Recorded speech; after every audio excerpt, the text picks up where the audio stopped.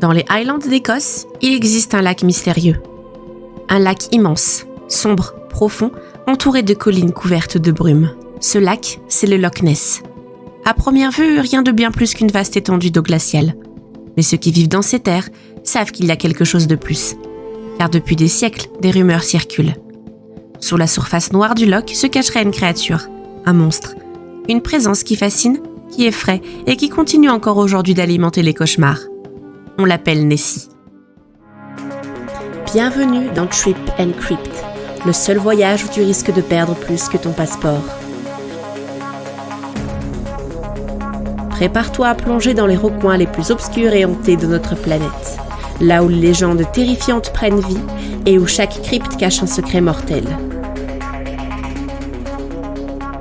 Ici, on explore les horreurs du monde avec une bonne dose de frissons et un zeste d'ironie pour survivre à la peur.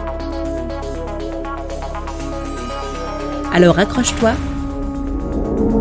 le voyage commence, si tu l'oses.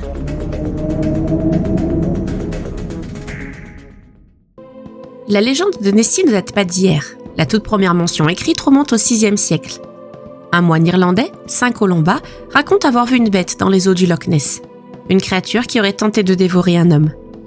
Colomba aurait alors levé la main, invoqué son dieu, et le monstre aurait reculé dans les profondeurs.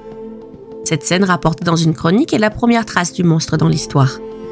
Mais les habitants des Highlands, eux, connaissent déjà ce mythe. Ils parlaient d'esprits aquatiques, de bêtes terribles qui hantaient les lochs. Certains disaient que ces créatures demandaient des sacrifices humains.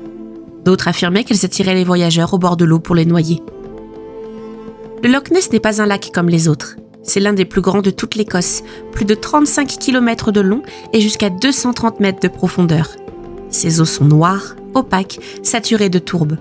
On ne peut rien voir sous la surface, pas même à quelques mètres. Imaginez un instant, vous êtes sur une petite barque, la brume recouvre le lac, le silence est total. Et soudain, une ombre immense passe sous vous. Invisible, mais palpable. Un sillage se forme, l'eau bouillonne et votre cœur se glace.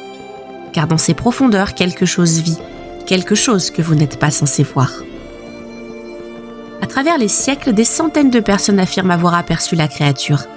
Certains parlent d'un long cou émergeant de l'eau comme celui d'un serpent géant.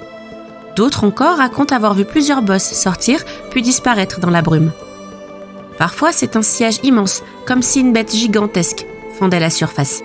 En 1933, un couple qui circulait près du loch dit avoir vu un animal colossal traverser la route pour plonger dans l'eau. L'affaire fait grand bruit.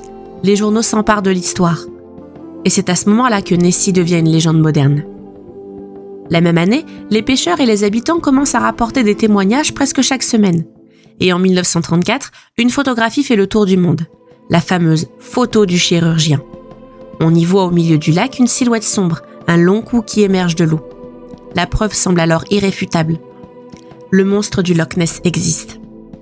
Bien plus tard, cette photo sera reconnue comme un faux, une mise en scène avec un petit modèle de bois.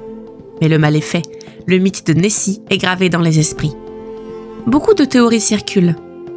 Certains pensent que Nessie est un plésiosaure, un reptile marin qui aurait survécu à l'extinction des dinosaures et trouvé refuge dans les profondeurs du loch.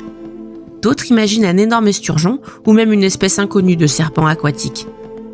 Mais les habitants des Highlands, eux, murmurent une autre vérité.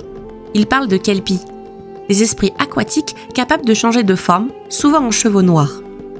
Ces créatures, selon les légendes celtes, attiraient les voyageurs, les enfants et les imprudents. Une fois montés sur leur dos, impossible de descendre. Le kelpie plongeait alors dans l'eau, entraînant sa victime vers une mort certaine. Et si Nessie n'était pas un animal, mais un héritage de ses anciennes croyances? Un esprit du lac, un gardien des profondeurs, une ombre qui réclame encore des âmes. Au XXe siècle, des expéditions scientifiques se succèdent. On envoie des bateaux équipés de sonars. On plonge des caméras dans les abysses. Parfois, on capte des échos étranges, des masses énormes en mouvement, à plus de 100 mètres de profondeur. Parfois, on filme des ombres qui disparaissent aussitôt. Mais jamais de preuves définitives. C'est là tout le mystère du monstre du Loch Ness. On ne peut pas le prouver, mais on ne peut pas non plus le réfuter. Il est toujours là, dans les témoignages, dans les photos floues, dans les rêves et les cauchemars des voyageurs. Nessie est plus qu'une créature, c'est un symbole. Il incarne notre peur ancestrale de l'inconnu, cette peur viscérale de ce qu'on ne voit pas, juste sous la surface. car le Loch Ness est une frontière entre notre monde et un autre monde, plus sombre, plus ancien. Alors, est-ce un dinosaure caché dans les abysses? Un simple mythe populaire amplifié par les médias? Ou bien un esprit ancien, un démon des eaux qui continue de hanter les Highlands? Personne ne le sait vraiment, mais une chose est certaine, le Loch Ness ne dort jamais. Et tant que ses eaux resteront noires et insondables, Nessie continuera d'exister. Dans les récits, dans les peurs, dans la brume qui recouvre les collines.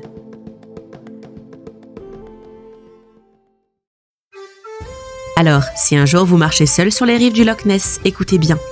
Regardez les vagues, observez la surface.